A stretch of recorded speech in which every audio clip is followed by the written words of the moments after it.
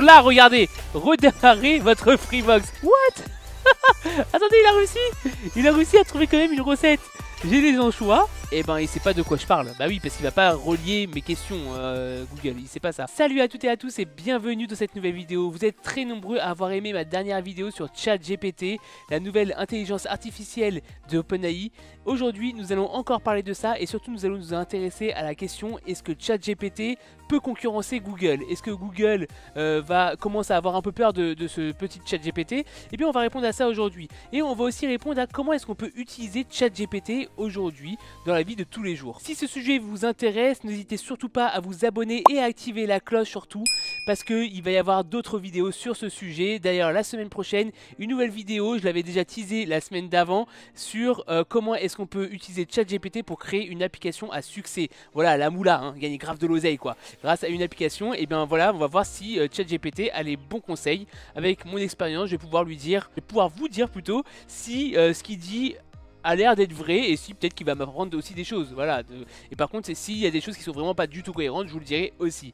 Donc ça sera la semaine prochaine, donc abonnez-vous et activez la cloche. Avant même de commencer, ne trichez pas, comme la vidéo précédente, dites-moi en commentaire si ChatGPT peut concurrencer Google d'après vous. Voilà, ça m'intéresse vraiment et je répondrai bien entendu comme la dernière fois à tous les commentaires. Tout d'abord, commençons par le début. Qu'est-ce que ChatGPT? Je vais vous dire la définition même. C'est un modèle de langage de profondeur qui a été formé sur un grand corpus de conversations humaines pour pouvoir échanger de manière naturelle avec les humains. Donc clairement, il a été entraîné pour pouvoir avoir une vraie conversation comme si on parlait avec un humain en fait. Du coup, quand on va lui poser une question, qu'on va lui faire une demande, voilà, particulière, et ben il va savoir répondre de manière complètement cohérente et naturelle. C'est d'ailleurs ce qui fait flipper en fait. Et d'ailleurs, vous vous posez peut-être la question de comment est-ce qu'il est capable de faire ça. Toutes ces questions-là se posent réellement pour pouvoir ensuite répondre à la question: est-ce que ChatGPT peut concurrencer Google? En fait, il faut imaginer que ce sont des réseaux de neurones qui ont été formés sur des vastes quantités de données textuelles pour pouvoir prédire ce qui viendra par la suite. Imaginons, on va commencer un texte et puis lui, il va faire ses probabilités pour savoir qu'est-ce qui va arriver juste après. Plus il a été formé avec de grandes quantités de données, plus il sera capable d'être précis sur ce qu'il va prédire. En fait, la différence avec ChatGPT, c'est qu'il a été formé sur un grand corpus de conversations humaines,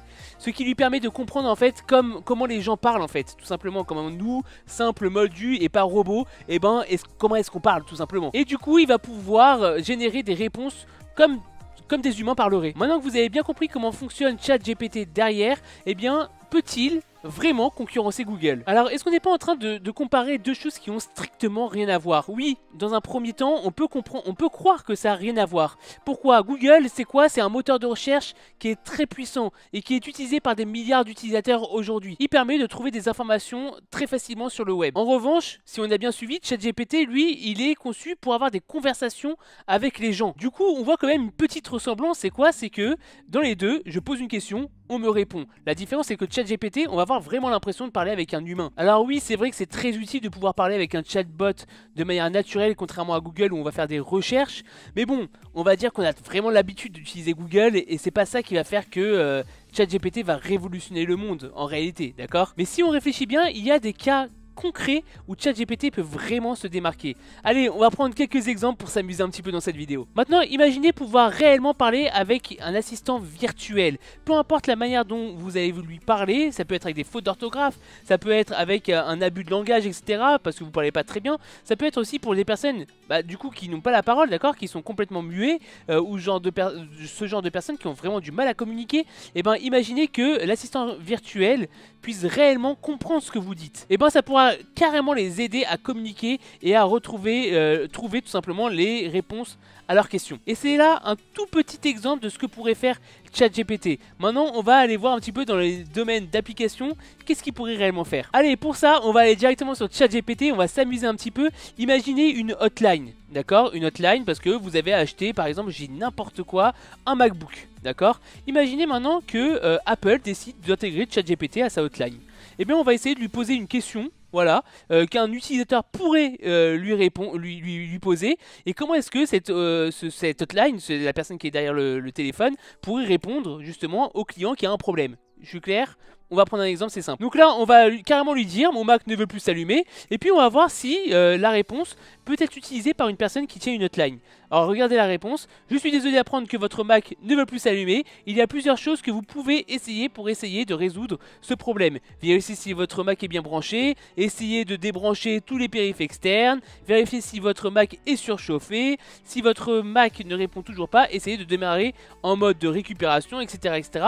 Voilà, et il vous donne vraiment comment est-ce qu'on fait pour démarrer en mode de récupération. Donc une hotline. Là on a fait un simple exemple avec un Mac, mais ça peut être carrément avec une machine à laver. On va faire l'exemple juste après. Ou peu importe quel produit, d'accord. Une hotline pourrait utiliser ChatGPT pour orienter voilà, les personnes qui les appellent. Voilà, donc ça pourrait être vraiment une bonne idée. Et d'ailleurs, regardez tout ce qui détaille.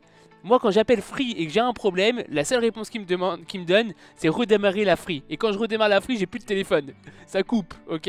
Là, par contre, il me donne vraiment beaucoup d'astuces. Voilà. D'ailleurs, est-ce que je lui demande, ma Freebox ne fonctionne pas, qu'est-ce que je dois faire? Et s'il me dit, il faut la redémarrer, franchement, je pète un câble. On va voir si il va me dire... qu'il faut le redémarrer, comme quelqu'un que j'appellerai chez Free, hein. Ils me disent tout le temps ça, hein. Ils me disent tout le temps ça. Et bien là, il me dit déjà de vérifier si votre Freebox est correctement branché. Bon bah ça c'est intéressant déjà, mais ils me le disent aussi chez Free. Bon j'avoue. Vérifiez si votre Freebox est allumé, ce qui paraît bête mais oui, pourquoi pas. Essayez de débrancher tous les périphériques. Ah il me le dit aussi hein. Je suis obligé de débrancher tous les périphériques. Ah non, tous les périphériques extérieurs, d'accord.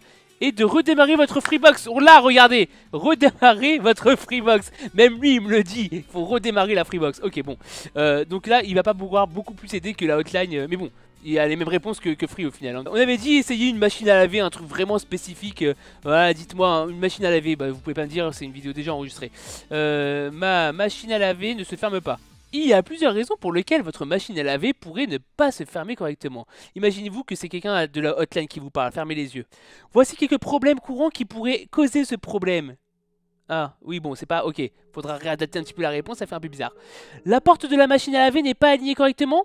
Assurez-vous que la porte est correctement alignée et qu'elle n'est pas obstruée par des objets qui pourraient empêcher sa fermeture. Le joint d'étanchéité de la porte est endommagé ou sale. Si le joint d'étanchéité... Bon, je vais pas tout vous faire, d'accord. Mais en tous les cas, il a des bonnes réponses parce que il y a pas longtemps, ma machine à laver était cassée et c'était à peu près ces trucs-là qui m'auraient mis sur la bonne voie. Ok, bon bah très bien.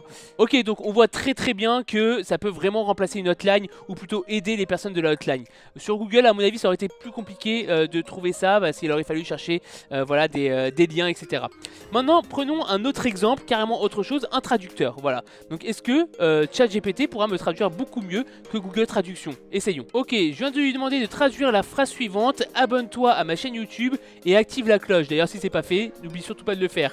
N'oublie pas le pouce en l'air et le petit commentaire. Pareil, n'oublie pas de le faire. Alors là, il me le traduit comme ça. Attention, moment séquence English. Subscribe to my YouTube channel and turn on the bell. Ouais, ok. Don't forget to give a thumbs up and leave a small comment. On va voir Google Traduction comment il me le traduit. Alors, mon cher Google Traduction, subscribe to my YouTube channel and activate the bell. Attendez, and turn on the bell. Je pense que turn on c'est quand même plus précis, non? Vous me le dites, moi je suis pas très bon en anglais en vrai. Je le teste, mais c'est vous qui allez me dire dans les commentaires si le test est concluant. Don't forget the thumbs up and the little comment. Et puis là, il a plus employé le mot small.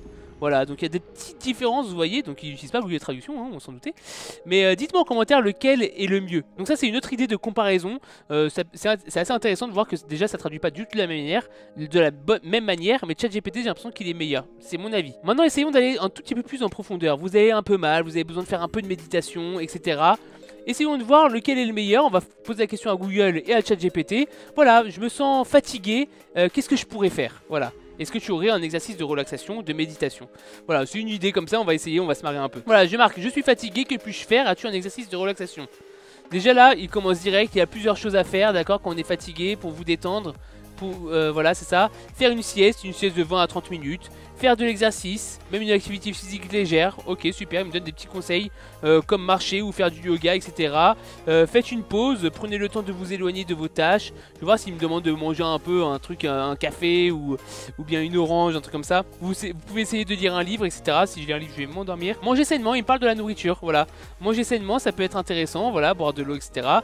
Et voici un exercice de relaxation que vous pouvez essayer. C'est vraiment très précis, vous voyez. Ce qu'il me donne, c'est vraiment très précis. Il me donne carrément même un exercice de relaxation. Copions-collons la question. Copions-collons, ça se dit, hein. D'accord, je mets la même question, identique, à Google. Vous êtes fatigué, stressé, ok, pratiquez ces 3 techniques. Bon, ok, voilà. Il me donne une vidéo, lui, donc c'est plutôt pas mal aussi, il faut dire ce qu'il en est.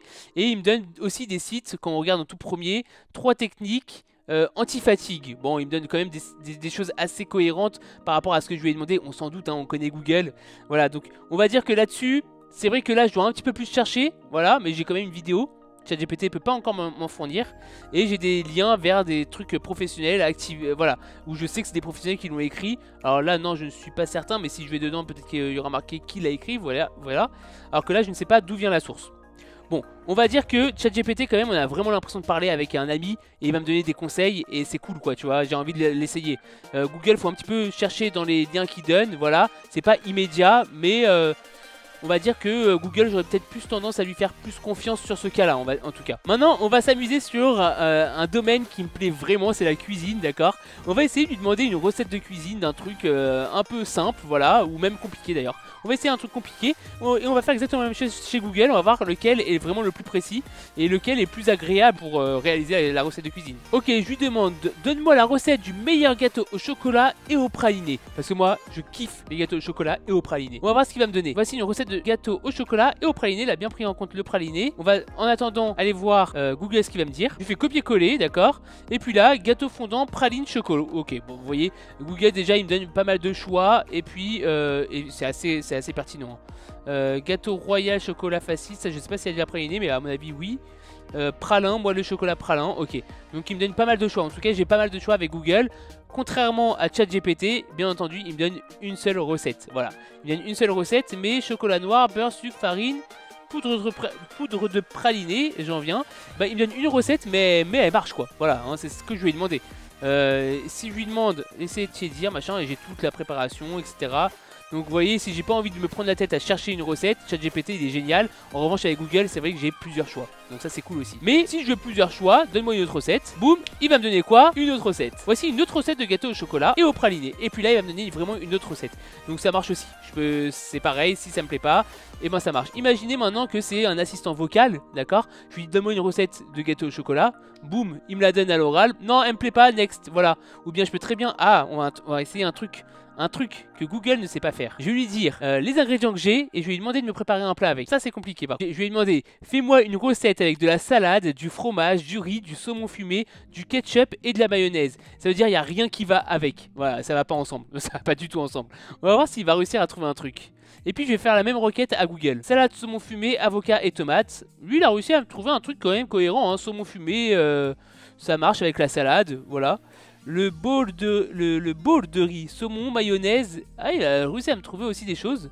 Donc Google n'est pas très loin, hein. Bon, il n'y a pas tous les ingrédients bien sûr, mais il est pas très loin. Et lui, ce qu'il a réussi? Il a réussi à me trouver une recette avec du riz, du saumon fumé, du fromage râpé, de la salade. What? Du ketchup et de la mayo. Bah il y a tout. What? Attendez, il y a tout dedans, il y a tout ce que je lui ai demandé. Je savais même pas que ça pouvait aller ensemble.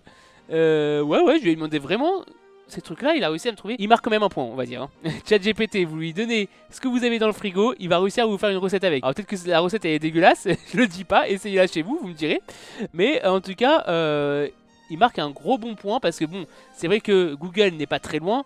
Mais il n'y a pas forcément tous les ingrédients que je lui ai demandé. Peut-être un coup de chance, je vais réessayer. Alors là, pour le coup, j'ai mélangé sucré salé, un truc vraiment dégueu. Je lui ai dit de faire une recette avec des anchois, du chocolat, de l'ail, une gousse de vanille et de la mayonnaise, sucré salé quoi. Là il galère là, il galère. Je pense qu'il va se dire mais c'est qui celui-là? Il n'est pas très courant de faire une recette avec ces ingrédients.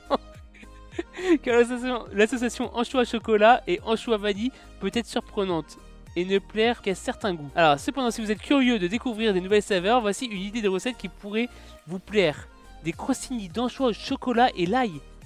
What? Attendez, il a réussi à trouver quand même une recette. J'ai des anchois, j'ai du chocolat, pas de cacao, j'ai de la vanille, j'ai de l'ail et j'ai de la mayonnaise. Attendez, là, attendez, il y a un problème. Il me prévient quand même que ça va être dégueu, mais il me donne quand même une recette, hein. Il me donne quand même une recette, ça a un nom, ça s'appelle le crostini d'anchois. Attendez, c'est un truc de fou. Le crostini d'anchois, vous retenez bien. On va taper ça sur Google. Google me sort des trucs. Sauce César, machin. Il me sort pas le crostini d'anchois. Il me sort de l'aioli, etc. Non, il me sort pas le crostini d'anchois. Hein. Comme ça, là, dans les premiers résultats, non. Là, bon, ok, ça marche.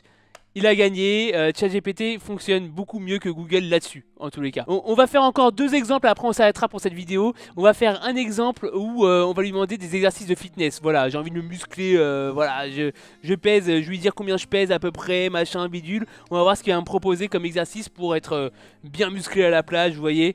Allez, on va lui dire ça. Ok, je lui ai dit, je fais 1m80 pour 90 kg, j'aimerais me remettre en forme pour la plage et avoir le haut du corps musclé. Donne-moi des exercices. Alors avec plein de fautes d'orthographe, c'est pas très grave. Il existe de nombreux exercices que vous pouvez faire pour renforcer votre haut du corps. Alors, je vais faire exactement la même chose sur Google déjà. Mais à mon avis, Google, ce qu'il va faire, c'est qu'il va me rediriger aussi. Voilà, bon, alors déjà j'ai des vidéos, c'est pas mal, ok. Donc c'est pertinent hein, ce qu'il dit Google. Hein. C'est pas, voilà, il me donne vraiment des vidéos, etc. Mais ça m'étonnerait pas qu'il m'envoie aussi sur des sites payants, vous voyez. Non mais c'est pas déconnant ce que dit Google. Hein. Voilà, se muscler les pectoraux à la maison. Voilà, bon, Google fonctionne bien, hein, il donne des vrais trucs vraiment précis. En revanche, ChatGPT, lui, va carrément me conseiller des choses. Voici quelques idées d'exercices. Il me donne pas mal d'exercices à faire à la maison, vous voyez. Des tractions, il me demande du développé couché, rowing avec halter. Moi, je ne m'y connais pas trop en fitness. Est-ce que c'est bien pour être vraiment baraque à la plage? Mais en tout cas, il me donne plusieurs idées, hein, push-up, etc. Donc je trouve quand même qu'il a encore réponse. Voilà. Est-ce que la réponse est pertinente? Ça, je pourrais pas vous le dire. Clairement, je pourrais pas vous le dire parce que je suis pas professionnel. Si vous vous y connaissez, dites-le moi. Google, lui, par contre, il avait des bons liens, voilà, des vidéos, etc. La différence, c'est que lui, ChatGPT, je vais carrément pouvoir aussi lui dire je n'ai pas de matériel chez moi. Je lui ai juste dit ça. Normalement, il est censé comprendre de quoi je parle par rapport à la question précédente. Il existe de nombreux exercices que vous pouvez faire sans matériel. Vous voyez, il a bien compris. Donc comme si vraiment que je parlais avec quelqu'un. Si là par contre je prends exactement, alors vous allez voir, hein, là franchement c'est le test ultime. Je prends ce truc là, je le mets dans la barre de recherche, comme si que je parlais avec ChatGPT. Forcément, je n'ai pas de matériel chez moi. Et ben il sait pas de quoi je parle. Bah oui, parce qu'il va pas relier mes questions Google, il sait pas ça. Alors attention, c'est vrai que ChatGPT est vraiment très pertinent. Il y a des choses où on sait pas vraiment si c'est juste ou pas. Je suis pas en train de dénigrer Google, encore une fois. Google, il a fait ses preuves, je l'utilise encore aujourd'hui. Ça me sert énormément dans la vie de tous les jours aussi. Voilà, je suis juste en train de comparer les deux, la cohérence. Là, c'est vrai que ChatGPT, bah oui, on a l'impression de parler avec quelqu'un, quoi. Voilà, donc ça a l'impression d'être beaucoup plus vrai, beaucoup plus fiable, alors qu'en réalité, peut-être pas. Voilà, moi par exemple, je m'y connais pas du tout là-dedans. Tous ces exercices, ils sont pas du tout bons pour ma santé et que Google m'aurait redirigé vers des exercices d'une personne qui s'y connaît, quoi, en fait, tout simplement, hein, et pas une assistance virtuelle. Alors là, je vais vous montrer un truc qui peut vous aider aussi pour vos applications et ça, c'est hyper intéressant. C'est que ChatGPT peut carrément vous écrire des articles. Ça pour le coup Google ne peut pas vous le faire parce qu'il va vous renvoyer vers des articles, il va vous renvoyer sur du contenu déjà existant que vous ne pouvez pas copier-coller dans votre application ou que vous ne pouvez pas réutiliser comme ça librement. Là ChatGPT va vraiment vous générer des choses et vous pouvez carrément lui demander le ton de l'application. Regarde, de ce que vous voulez dire. Par exemple ici, je peux carrément lui dire, et vous allez voir qu'il y a quelque chose de très marrant là-dedans, je peux carrément lui dire de m'écrire un script d'une vidéo de 15 minutes sur ChatGPT petit concurrencer Google, la vidéo que je suis en train de faire. Et puis il est capable de me répondre, regardez, il est capable de me répondre parce qu'il est en train de me dire je vais t'écrire un script. Bonjour et bienvenue dans cette nouvelle vidéo. Aujourd'hui, nous allons parler de ChatGPT, un nouveau moteur de recherche qui fait beaucoup parler de lui ces derniers temps. Beaucoup de gens se demandent s'il peut véritablement concurrencer Google, le géant du secteur. Alors, est-ce vraiment possible? Alors, je vous cache pas, là c'est dommage, mon truc ne fonctionne pas. Bon, vous voyez que le script est vraiment bien. Je peux très bien lui demander de le faire avec un ton un peu plus fun, un peu plus détendu. En fait, ce que je voulais, c'est qu'il me génère exactement, parce que ce test, je l'ai déjà fait avant-hier, qu'il me génère exactement le même texte qu'avant-hier, mais c'est dommage, il ne l'a pas fait. Ça prouve qu'il se réinvente. En fait, le texte que je vous ai dit tout à l'heure en début de vidéo, c'était carrément ChatGPT qui me l'avait dit. Voilà, il me l'avait complètement écrit et c'est pour ça que de temps en temps vous allez voir qu'il y a plein de coupures. Si vous revoyez la vidéo, il y a plein de coupures parce que j'étais en train d'essayer de relire le script. Alors bien sûr je ne l'ai pas relu exactement à la même manière qu'il me l'a écrit parce que c'était difficile, j'arrivais pas à le faire. Là j'ai pas de script, moi j'ai pas de prompteur et j'aurais voulu le faire pour que à la fin je vous dise c'est ChatGPT qui a écrit toute la vidéo. Non, là c'est pas le cas. J'ai essayé de faire l'intro avec ChatGPT. et ça a donné ce que vous avez vu en début de vidéo. Donc dites-moi si c'était cohérent, si ça vous a plu aussi. C'est vraiment très bien fait. Pour l'instant, Google reste le moteur de recherche le plus utilisé au monde avec une part de marché de plus de 90%. ChatGPT a encore beaucoup à prouver avant de pouvoir concurrencer un tel géant. Vous voyez, même lui il dit que il ne peut pas concurrencer Google pour le moment. Cependant, cela ne veut pas dire que ChatGPT n'a pas de potentiel, au contraire.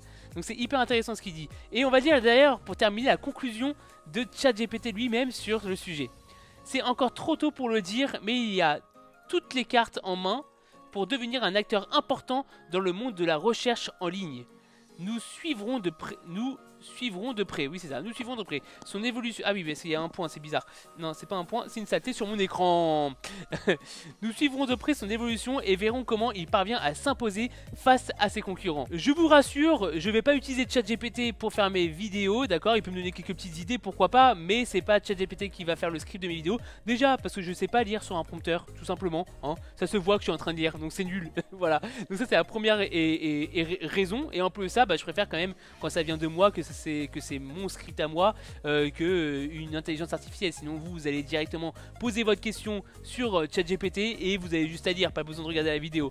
Donc c'est pas du tout intéressant pour vous. Alors n'hésitez surtout pas à mettre un gros pouce en l'air sur cette vidéo quand même, parce que tout le reste c'est quand même moi qui l'ai fait. ChatGPT ne m'a pas donné les idées de comparer réellement ChatGPT et Google. Voilà, il m'a juste écrit un petit peu l'intro et je l'ai réadapté à ma sauce. Et voilà pour cette vidéo sur ChatGPT. Peut-il concurrencer Google? Pour moi c'est pas encore vraiment vrai. Il y a du pour et du contre sur les deux, bien entendu. C'est pas tout à fait le même usage aussi. Et il faut pas oublier que Google aujourd'hui est complètement gratuit et que ChatGPT a une limitation. Voilà, donc il peut pas 100% concurrencer Google. En revanche, il commence à avoir des choses qui se différencient quand même pas mal. Voilà, donc on va pas se le cacher. C'est pour ça que tout le monde en parle aujourd'hui. On va dire qu'il faut attendre encore quelques mois, quelques années pour voir si vraiment il y a du potentiel à remplacer un moteur de recherche. J'ai des doutes. Attendons l'avenir, dites-moi vous en commentaire ce que vous en pensez, ça par contre ça va m'intéresser. N'oubliez encore une fois surtout pas de vous abonner et d'activer la cloche, je pense que je l'ai assez dit, mais il va y avoir encore plein d'autres vidéos. Là aujourd'hui c'est vrai qu'on n'a pas fait beaucoup de développement mobile, je vous ai donné quelques petites astuces, mais là dès la prochaine vidéo on va vraiment utiliser ChatGPT pour du développement mobile. Je vous l'avais promis déjà à la précédente vidéo, mais j'avais envie vraiment de faire celle-là. Donc du coup comment est-ce qu'on peut demander à ChatGPT comment créer une application à succès et gagner beaucoup d'argent grâce à notre application. Voilà, donc ce sera la prochaine vidéo. N'oubliez surtout pas de vous abonner et d'activer la cloche pour pouvoir être notifié de cette vidéo. Et j'ai bien entendu encore plein d'autres concepts que je suis en train d'écrire, pas forcément que avec ChatGPT, mais aussi avec ChatGPT parce que c'est le truc du moment. Voilà, vous allez voir que c'est des conseils beaucoup plus fun. On va vraiment kiffer, on va vraiment s'amuser, des challenges, des choses comme ça. Vous allez voir, je vous en dis pas plus. Abonnez-vous et activez la cloche. J'ai très hâte de vous retrouver pour une prochaine vidéo. Allez, je vous dis à très vite. Ciao ciao.